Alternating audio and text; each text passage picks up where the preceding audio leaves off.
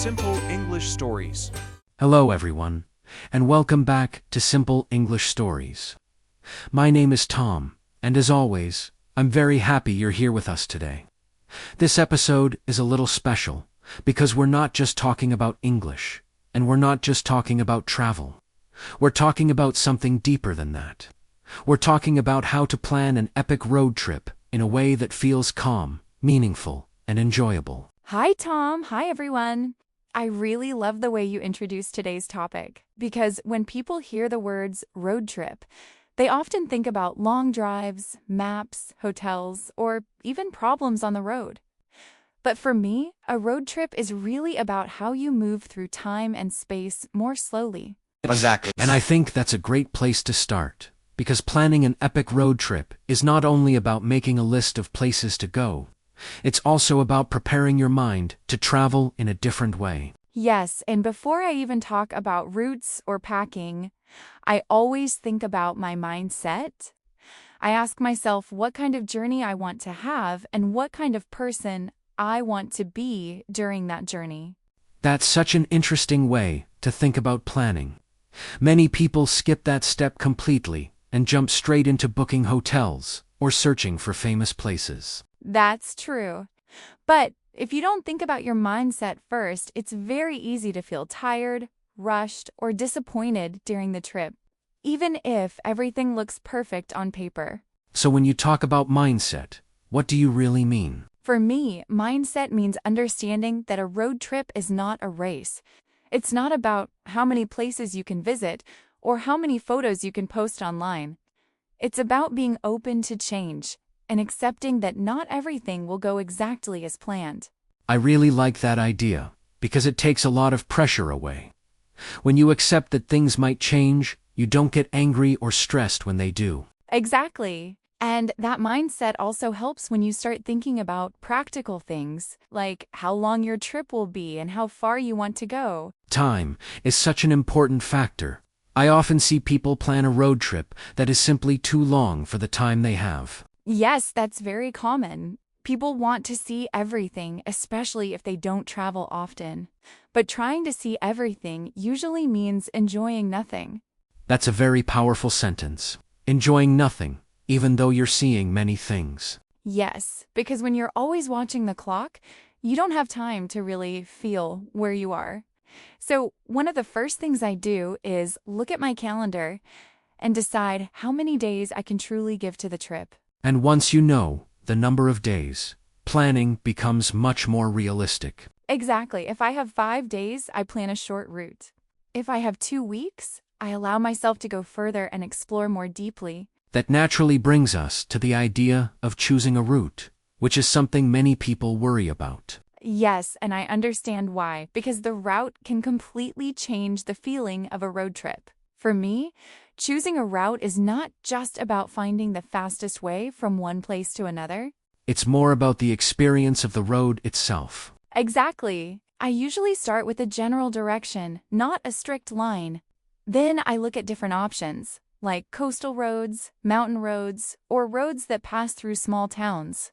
And those smaller roads often create the most memorable moments. Yes, because they invite you to slow down. You see local shops, people living their daily lives, and landscapes that don't appear in travel guides. Of course, slower roads also mean longer driving times, so balance is important. That's true. I always think about how long I want to drive each day, and I try to be very honest with myself. What is your personal limit? Usually around 5 to 6 hours.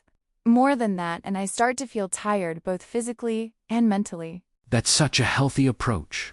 Many people think they can drive 10 hours a day, but they forget how exhausting that can be. Yes, and when you're exhausted, you're more likely to make mistakes or miss beautiful moments along the way. Planning rest stops is also something that doesn't get enough attention. I agree. I actually enjoy planning rest stops because they give the trip a rhythm. You drive, you stop, you rest, and then you continue. And sometimes those stops become highlights of the journey. Exactly. A small cafe, a quiet lake, or even a gas station with a beautiful view can stay in your memory for years. Now, let's talk about accommodation, because this is where planning and flexibility really meet. Yes, accommodation is one of those topics where people often feel unsure. Some people like to book everything in advance, while others prefer complete freedom. And I think both approaches can work, depending on the person. That's true. For me, I prefer a mixed approach. I book the first night or two, especially if I'm starting the trip after a long drive. That gives you a sense of security at the beginning. Exactly.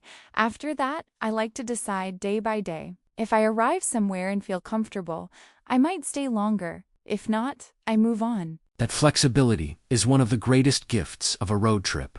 Yes, but flexibility doesn't mean being careless. I still check reviews, especially for cleanliness, safety, and parking. Parking is something many people forget to think about. Yes, but when you're traveling by car, safe parking can make a huge difference to your peace of mind. Feeling safe and relaxed where you stay helps you sleep better, and good sleep changes everything. Absolutely. And good sleep also depends on how prepared you are, especially when it comes to packing. Packing is often underestimated, but it can really affect your comfort. Yes, I always remind myself that I'm going on a road trip, not moving to a new house. So I try to pack light, but thoughtfully. What does thoughtfully mean in this context? It means bringing things that support the journey. Comfortable clothes, simple food, water, phone chargers, and, very importantly, basic medicine. Medicine is something people only miss when they don't have it. Exactly.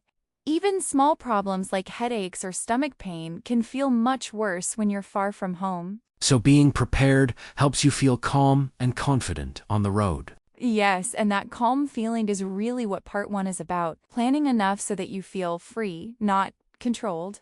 That's a perfect way to end part one. In part two, we'll talk about life on the road, daily habits, enjoying your time, and different travel styles. Simple English Stories. Welcome back to Simple English Stories. If you're just joining us, this is part two of our long conversation about how to plan an epic road trip. In part one, we talked about mindset, preparation, routes, places to stay, and packing in a way that supports freedom instead of stress. Now, in part two, we're going to slow down even more and talk about what life really feels like when you are already on the road. Hi again, everyone. One really liked this part because once the trip starts, something interesting happens. Time feels different. Your thoughts become quieter, and you start paying attention to small things that you usually ignore in daily life. That's very true. When you're at home, time is often controlled by work, schedules, and responsibilities. But on a road trip, time becomes more flexible, and you start to listen more to your body and your mood. Yes, and that's why I think making the most of your time on a road trip doesn't mean doing more. It actually means doing less, but doing it with more awareness. I love that idea. Many people think they need to fill every day with activities, but that can quickly turn a road trip into a tiring task. Exactly. For me, a good road trip day usually starts slowly. I like waking up early, not because I have to, but because mornings are naturally quiet and calm. There's something very special about early mornings on the road. Yes, the air feels fresh, the streets are empty, and you have a few peaceful moments before the world wakes up. That's usually when I check the route for the day and think about what I'd like to do, without planning every detail. So you don't make a strict plan for the day. No, not really. I usually choose one main idea for the day, like visiting a lake, driving through the mountains, or exploring a small town. Everything else is optional, depending on how I feel. That approach really helps reduce pressure.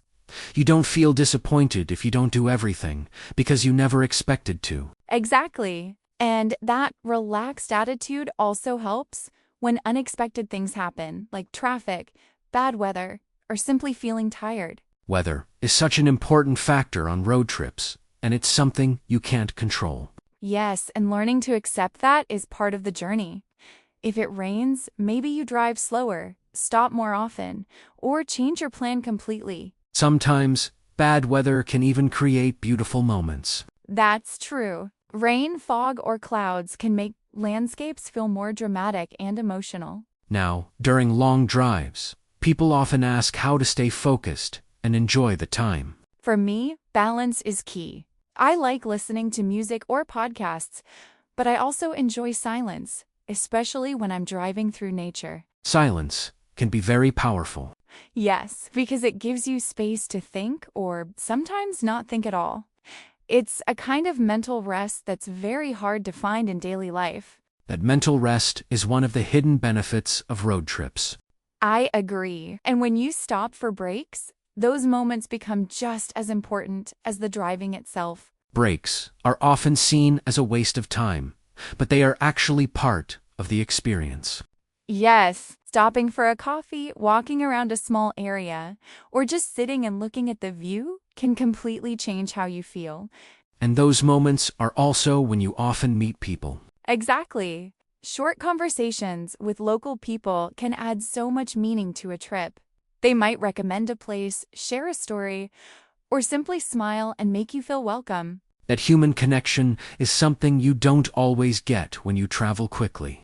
Yes, and it reminds you that travel is not only about places, but also about people. Food also plays a big role in that experience. Definitely.